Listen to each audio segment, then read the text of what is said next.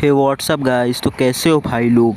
इस वीडियो में अपन बात करने वाले हैं कि पेट्रोल पंप में कमाई कितनी होती है, पेट्रोल पंप कैसे खोले। तो पेट्रोल पंप खोलने में एक ज़मीन लेना पड़ता है, ठीक है। अप्रॉक्स मान लो 100 बाय 100 का मान लो ज़मीन लेना पड़ता है।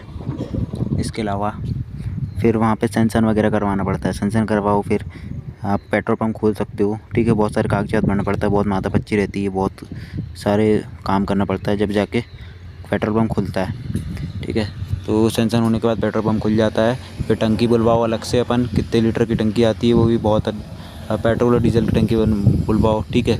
तो वो बुलवाते हैं, फिर आती है टंकी वगैरह, ठीक है। और फिर पेट्रोल बेचना चालू करते हैं अपन। तो आप 2 शिफ्ट में 2 वर्कर 4 वर्कर रख सकते हो, 2 शिफ्ट में रख सकते हो। 2 वर्कर एक शिफ्ट में काम करेंगे, 2 वर्कर एक शिफ्ट में काम करेंगे, तो 12-12 घंटे आप रख सकते हो, फिर रात को बंद भी रख सकते हो, ठीक है। इसमें कमाई कितनी होती है तो देखो, पेट्रोल में देखो 3 रुपये मार्जिन रहता है, अप्रॉक्स एक लिमिट मान लेते हैं, 3 रुपये मार्जिन रहता है पेट्रोल में।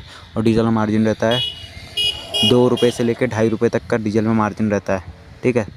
तो अप्रॉक्स अपन पेट्रोल डीजल दोनों का अगर आप अप्रॉक्स एवरेज निकालते तो 2.5 पैसा 2.5 रुपये 2.5 रुपये पर लीटर में बचता है।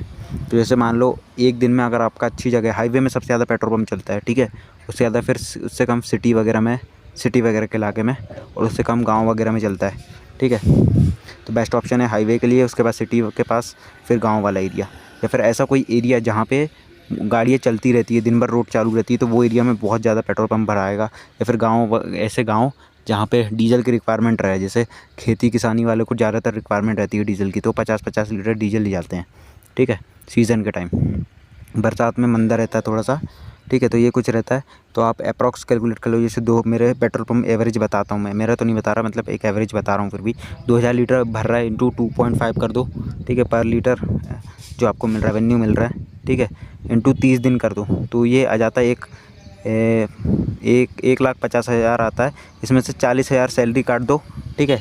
तो अप्रॉक्स ये बन जाता है 1,10,000 रुपये रेवेन्यू प्रॉफिट होता है। मिलते हैं अगले वीडियो में।